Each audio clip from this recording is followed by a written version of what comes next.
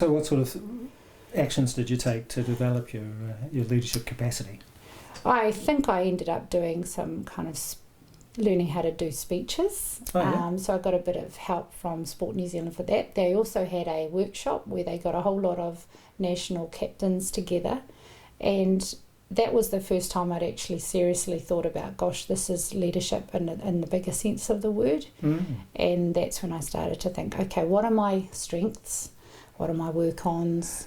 What do other people think of me? So started to ask the players if I was hitting the right note, getting feedback from my coaches, always going back to your family who tell you the brutal truth, whether you like it or not. So I started to kind of get a little bit more feedback just from just doing what I thought it was natural.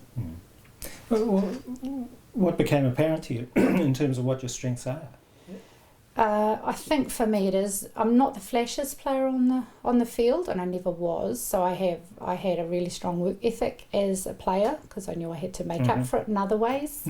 So I demonstrated the type of attitude I think was necessary for a leader, and I felt that I could see a vision for what I thought women's rugby could be, because at the time that I was captaining, we had pretty bad reputation publicly. People were a little bit cynical about whether or not we could be considered an elite team.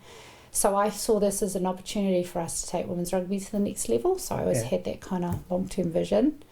And then I worked around how I could get the best out of people around me. So, you know, we had an older woman in the team, and I would tease her about being older, and because I was probably getting on the older side too, so we would kind of encourage each other. And then the younger ones, not that I was ever hip and young, but you know, I kind of knew to let them, that's how they express themselves.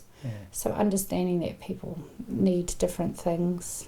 Well, what's the difference between leadership on the field and you know, during the build-up and different parts of your responsibility? So captain? I often say that when you're on the field, it's a bit like a crisis situation, or you know, there's not a lot of time to have a hooey and to delegate too much responsibility. In the heat of the moment, it's kind of control and command and a little bit autocratic, because you just really have to do what you have to do in that split second.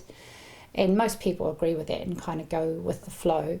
But when you're off the field, you have to take time to kind of have a lot of groups, and you actually have a wider leadership group of senior players, and we all kind of have a conversation around what kind of culture do we want, what are our do's and don'ts and guidelines and that kind of thing. And then start towards the end of my career too, starting to delegate responsibility to some of the other members of the team.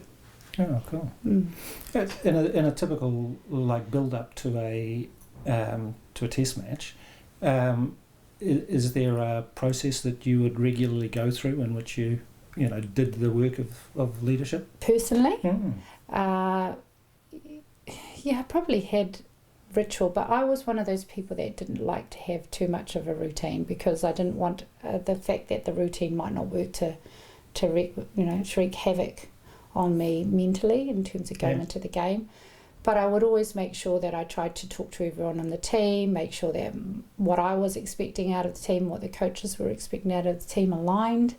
If I felt there were any issues in the team, trying to address them before we get to the crunch point. And then, I don't know, having a feel for the tone of the team and whether or not we needed to be G'd up or whether we need to be chilled out.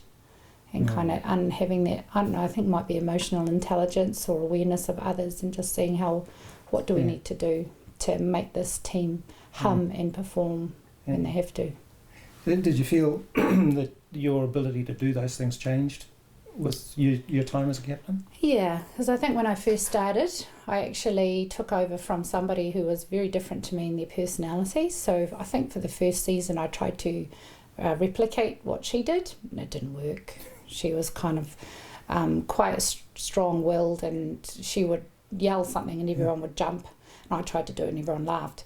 So I kind of realised that's not my style.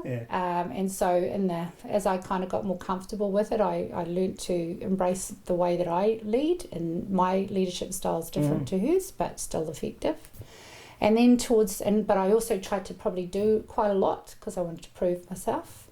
And then as I got older, and I've been in the team for now 10 years, and I was getting towards the end of my career, I wanted to make sure when I leave that things are not going to fall over and that the team will just carry on seamlessly. So I would start to delegate and say, well, you can do the speeches at the aftermatch, and you can lead the waiata, and you can lead the haka, and you want to say something before we go out to inspire the team. So I just kind of started to delegate, and I really felt proud of that. I think that was when I realised it's time for me to move on, because I was getting more out of the mentoring and leaving a legacy that the team could carry on.